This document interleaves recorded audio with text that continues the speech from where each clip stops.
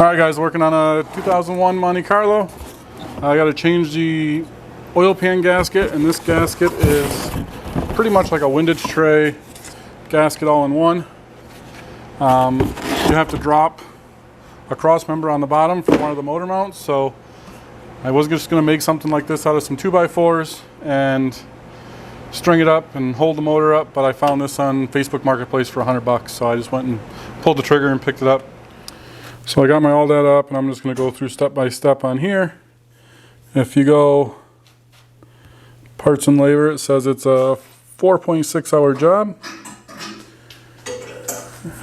And we're just going to go step by step. We're going to disconnect the battery, disconnect or remove fuel injector sight shield, air intake temperature sensor connector, and we're just going to keep on going down the list and we'll film it all. So we've got a little ahead of ourselves and put this on, but I don't think it'll be in our way while we do this. We just, like, here's the air intake temperature sensor. We can pull that off. We got to disconnect the wishbones from the motor. I already took the cover off. That's sitting over there.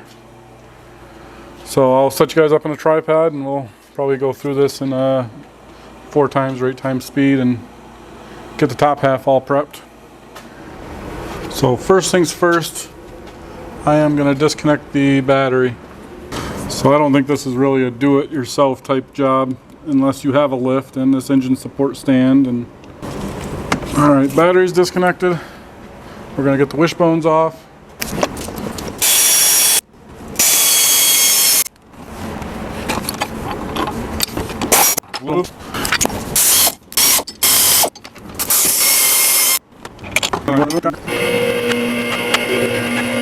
So the next step is I gotta get up there and remove the 2 nuts for the exhaust manifold. There's one on that side and one right there. Trying to get my light on there without remove the right front tire. There we go.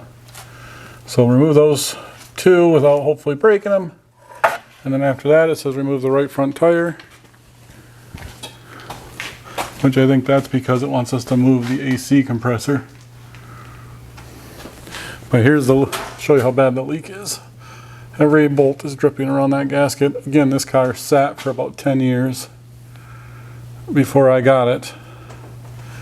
And then the transmission gasket I'll replace too while I'm doing all this. So we jumped ahead a little earlier.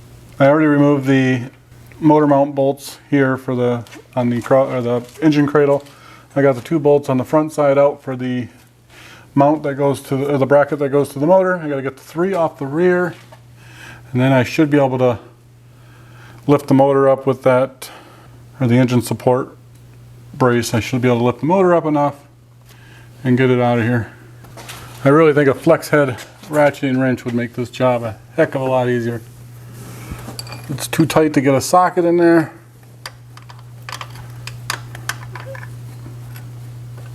But they're 15 millimeter.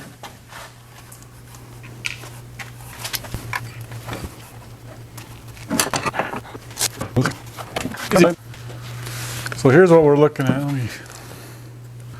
So you can see that bracket right there under the oil pan, under the crank pulley. That's what we got to get out of there. So I'm an AMSOIL dealer.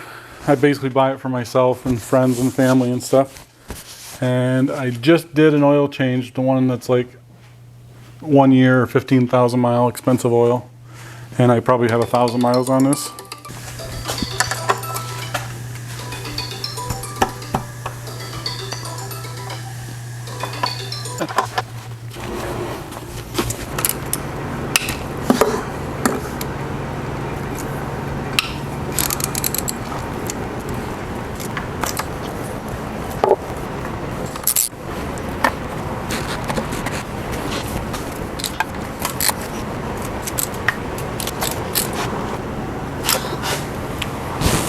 Well, unfortunately, a couple of these look like they're stripped out. Alright, we're cranking the motor up. It's up probably 1.5 inches or so far.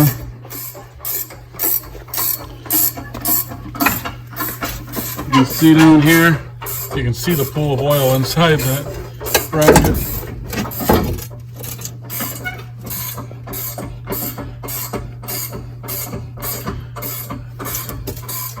I think we're good. I think we got it high enough, so we're going to put the vehicle back up and see if we can unbolt that bracket. Well, I got the bracket out. I ended up taking the motor mount off separate. Got the bracket out. This top one on the rear side of the motor is a pain. I ended up having just enough room to get a 15mm ratcheting wrench in there and slowly work it out. My 15mm ratchet is kind of stripped, but it was biting just enough to turn it. So it's out. I'm going to clean all that up.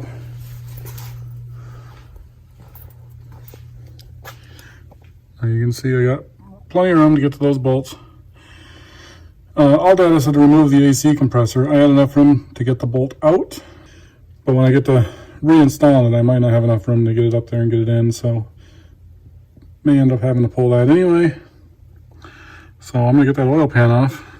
I ended up blowing a little O-ring on my lift and it wouldn't go up. I'm stuck here. I gotta go get more fluid to fill it up so I can lift it back up and get it off the locks, but I made a big old mess down there. I brought this over to catch some of it, and I probably lost about 2 gallons and won't be enough to lift it, so I got to get that fixed, and I will be able to lift it up enough, and I'll finish getting that oil pan off. I got the level sensor out, and I got a lot of bolts out already. A couple of them are kind of stripped. I'm going to use an extractor to get those out. You can see how much I have that motor lifted. It's probably 2 or 3 inches up there. So I have a set of these Craftsman bolt extractors, and I'll just hammer that onto the stripped one and it should pull it right out. Got the first one out super easy. One more to go. That's going to be pretty easy.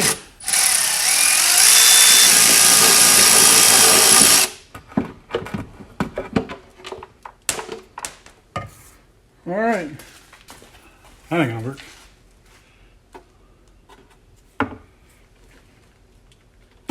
There we go. She's stuck on there good.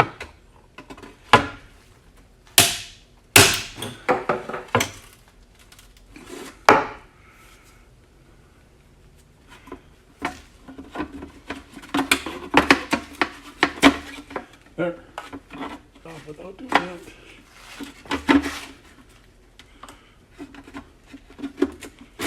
Yeah, there you go. There we go.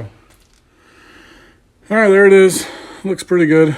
I'll clean up the block and I'll clean up the oil pan surface there and try to degrease everything. Also got to change this transmission pan gasket and filter while I got it up here and everything out. I need to do the sway bar end link's broken on this side, so I'll replace both of those. The brakes aren't the greatest, so I'll do brakes. But this is my daughter's car. She turns 16 next week and want it to be as good as it can be. I also going to get a new air filter. This thing is air filter is just packed full of leaves and crud, so I'll replace that. And I think I'm going to get new coil packs because it's kind of missing and stumbling a little bit, and I did plugs and wires not too long ago. So I'm going to do the coil packs as well. We just got new tires,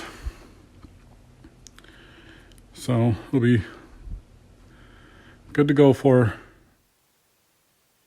All right, my microphone died on me when I was recording this, so I'm going to do a voiceover real quick. I got a carbide scraper I just picked up.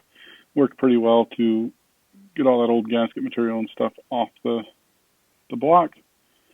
Works way better than a razor blade. I'd recommend grabbing one of these if you need to get a scraper. It's important to get the block as clean as you can. You don't want anything to interfere with your new gasket, your new seal.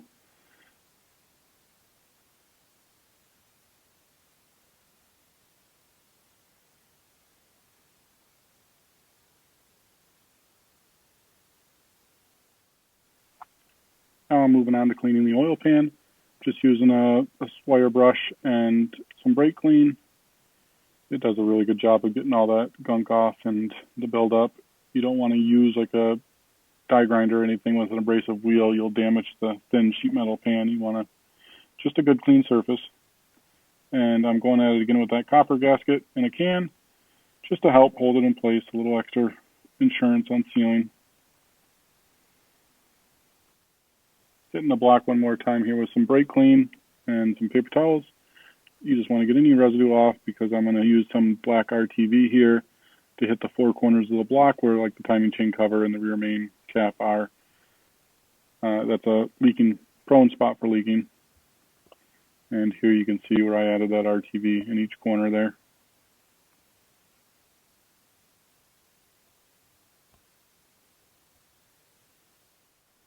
Now I'm installing the oil pan. I tried to do it with just the oil pan and the gasket in one, but you got to move that windage tray over and around the pickup, and then you can put the pan on.